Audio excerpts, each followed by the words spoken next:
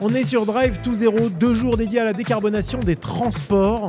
Et quelle actualité ici, puisqu'il y a seulement quelques semaines, on s'est mis à parler beaucoup d'électrification avec le plan Électrifions la France. La semaine dernière, juste avant Drive to Zero, l'équipe de France de l'électrification. J'ai avec moi Aurélien Demeaux. Aurélien, vous êtes le cofondateur d'Electra et son CEO. Vous êtes plus que bien placé pour nous parler décarbonation des transports. Vous êtes en plein cœur de toutes ces actualités d'électrification des transports. D'abord, Electra, est-ce que vous pouvez m'en dire un petit peu plus sur l'entreprise ? Oui, bien sûr. Donc Electra, on est un opérateur de bornes de recharge rapide pour les voitures électriques. Donc on déploie, on installe des stations de recharge qui permettent de charger une voiture électrique en 15 à 20 minutes. Donc le but, c'est de récupérer 300-400 km en 15-20 minutes. On est présent dans 10 pays en Europe. On est le 3e opérateur européen aujourd'hui en termes de volume d'énergie distribuée. Et donc notre objectif, c'est de faciliter l'adoption de la voiture électrique avec des points de charge qui sont nombreux, très faciles à utiliser, et des charges qui sont très rapides. On pense que c'est une bonne manière d'arriver à créer les conditions qui font que les gens ne vont pas se dire « Ah, quand j'abandonne mon thermique et je passe à l'électrique, je vais avoir toute une organisation. » Non. Ça va être assez simple comme le système qu'ils ont actuellement. Alors justement, un peu comme le système actuel des stations essence, disons, vous avez commencé par des grandes bornes sur autoroute, mais on vous retrouve de plus en plus dans les villes via des partenariats aussi, soit avec des transporteurs, transport de personnes, parce qu'on a vu que vous avez monté des partenariats avec des acteurs du VTC et peut-être même du taxi si je ne me trompe pas, mais également sur une partie pro que vous avez lancée il n'y a pas longtemps, à l'occasion du salon Flotte Auto il y a quelques mois, vous avez annoncé Electra Business ou Electra Pro, je m'excuse. Est-ce que vous pouvez m'en dire un peu plus sur cet accompagnement ? Pourquoi les pros ont besoin d'un accompagnement différent ? Pourquoi les flottes ont besoin d'un accompagnement différent ? Bien sûr. Alors nous, Electra, aujourd'hui, on a un réseau qui est assez urbain en réalité. On a 70 à 80% des points de charge, c'est la particularité d'Electra, qui sont des points de charge dans les grandes agglomérations urbaines, Bruxelles, Paris, Milan, Lyon, Marseille, etc. Donc typiquement en Ile-de-France, on a quasiment une centaine de stations et on sait que les professionnels sont quasiment tous en train de s'électrifier, à la fois pour des questions d'émissions de CO2, mais surtout pour des questions de TCO, donc de coûts. Il y a 2-3 ans, quand on allait voir des entreprises, on discutait avec des responsables RSE qui avaient des objectifs de décarbonation de la flotte. Aujourd'hui, on discute avec des DAF, avec des responsables des achats, parce qu'en fait, chaque véhicule, quand il passe électrique, il va économiser entre 100, 200 et jusqu'à 700-800 euros par mois si c'est un VTC ou un taxi. Donc typiquement, on travaille avec 600 flottes. On a 600 flottes enregistrées chez Electra. Pourquoi est-ce que les flottes ont besoin d'un accompagnement particulier ? Déjà, il y a quelque chose qui est assez basique, c'est de leur offrir une tarification adaptée par rapport au volume qu'ils amènent. Donc Uber, Bolt, G7, etc., c'est des très grosses consommations. Donc on a des accords cadres avec eux qui leur permettent d'avoir des remises volumiques. Ça fait que les VTC passent comme par une centrale d'achat de recharge électrique grâce à Uber, Bolt ou autre, c'est ça ? Voilà, c'est Uber qui va négocier pour eux et qui va leur proposer un tarif avantageux. Très clair. Et ensuite, ce qu'on a observé, c'est qu'il y a quand même le besoin de comprendre combien est-ce qu'ils vont payer. Parce que, en fait, s'ils chargent chez Electra, s'ils chargent chez un autre opérateur, de temps en temps, ils utilisent des cartes et ils ne savent pas exactement combien ils vont payer. Donc, leur objectif, c'est quand même de minimiser le coût de fonctionnement des véhicules. Et nous, ce qu'on va leur proposer, c'est une carte qui permet de charger chez Electra, mais pas que, qui permet aussi de charger sur toutes les autres bornes de recharge, avec un tarif très avantageux, évidemment, chez Electra, mais aussi zéro commission sur les autres réseaux de bornes de recharge.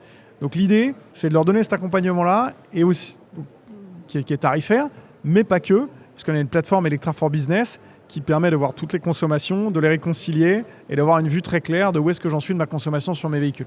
Est-ce qu'il y a cette possibilité aussi qui est de plus en plus demandée de couper selon les jours ou selon les horaires la possibilité d'utiliser justement tel ou tel moyen de paiement pour les bornes ? Oui, tout à fait. Alors on peut, un peu comme les cartes carburant, on va pouvoir paramétriser, entre guillemets, tout un tas de choses. On va pouvoir dire, typiquement, le collaborateur ne peut pas recharger le dimanche. On va essayer de l'inciter à charger en heures dites creuses avec des tarifs plus avantageux. On va l'inciter à charger sur le réseau Electra parce que c'est là où on va avoir les recharges les moins chères. Donc c'est tout un tas de choses qu'on peut mettre en place pour effectivement accompagner le responsable de flotte pour qu'il affine son coût de possession et qu'il fasse des économies. Mais donc c'est quoi quand vous dites accompagner ? Il y a 2 moyens. Il y a la carotte et le bâton. La carotte, c'est de dire vous allez gagner des points de fidélité, vous allez gagner... typiquement, on a un système de points de fidélité qui permet de gagner des lots, des choses comme ça. ou alors vous allez avoir une petite prime si jamais vous faites vraiment attention. Chaque collaborateur a un vrai intérêt à y aller, quoi. Tout dépend du gestionnaire de flotte. C'est lui qui choisit carotte ou bâton ou les deux. Et le bâton, c'est en fait, ce réseau-là, il a un coût prohibitif, donc il va être exclu. Tout simplement, tu ne pourras pas y accéder. D'accord. C'est cette stratégie-là qu'on met en place. Souvent, ce qui se passe, c'est qu'au début, c'est pas coercitif. Au début, ce qu'on veut, c'est que juste ça soit simple et facile à utiliser. Ouais. Encourager l'utilisation. Et une fois qu'on a quelques centaines de véhicules électriques, là, on essaye d'affiner les coûts en faisant de la pédagogie. C'est rarement le bâton, c'est plutôt une histoire de carotte pour accompagner les gens et que ça soit positif. Alors Aurélien, je l'ai dit en introduction de cet entretien, électrifions la France.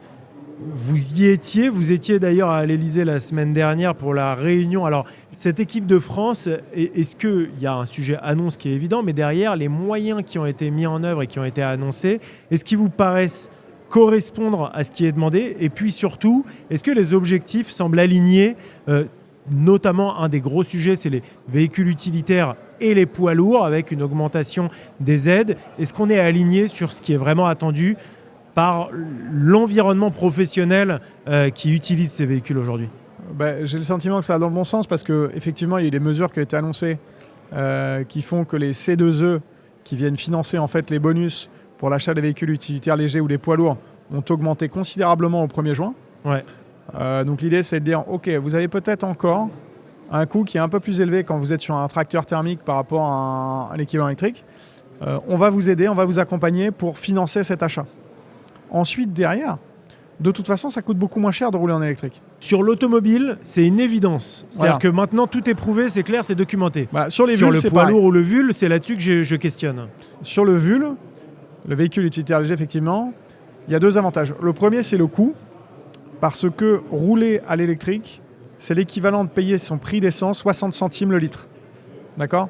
Quand vous chargez exclusivement sur des bornes Electra, ça peut être même 30-40 centimes si vous chargez à la maison. Donc, ça c'est tangible, hein. C'est des euros à la fin du mois, les gens ils l'ont compris, et donc ça c'est un gros moteur. Le deuxième, c'est le confort des chauffeurs. Tous les chauffeurs vous diront que comme ils passent 6, 7, 8 heures par jour dans leur véhicule, le fait d'être dans un objet qui est silencieux, qui n'a pas de bruit, pas de vibration, c'est beaucoup plus agréable, ils sont moins fatigués. Donc ça aide à recruter, et croyez-moi, dans le métier de la livraison, recruter des livreurs, c'est très compliqué. Très clair. Et donc la dernière question, le poids lourd électrique, ça va demander non seulement un achat considérable, mais aussi de l'infrastructure et de l'énergie. Comment est-ce qu'on prépare la possibilité d'aller tirer autant d'énergie pour réussir à recharger rapidement un poids lourd électrique aujourd'hui? Est-ce que c'est un sujet chez Electra? Nous, on fait un tout petit peu de poids lourd, mais pas beaucoup. Pour une raison simple, c'est qu'on opère dans 10 pays en Europe. On investit plus de 200 millions d'euros de CAPEX par an, et donc on ne peut pas tout faire. Et donc à un moment donné, même si je crois beaucoup au poids lourd électrique, on a décidé qu'on n'allait pas forcément mener cette bataille-là. Maintenant, le poids lourd électrique, pour moi, il est là où était la voiture électrique il y a 5 ans. C'est-à-dire que d'un point de vue infrastructure de recharge, il y a beaucoup d'efforts à mettre en œuvre. Et c'est des stations, vous l'avez dit, hein, c'est des stations qui coûtent très cher. Il faut énormément d'espace avec la giration des véhicules. Il faut de la signalétique, il faut des appels de puissance qui soient énormes.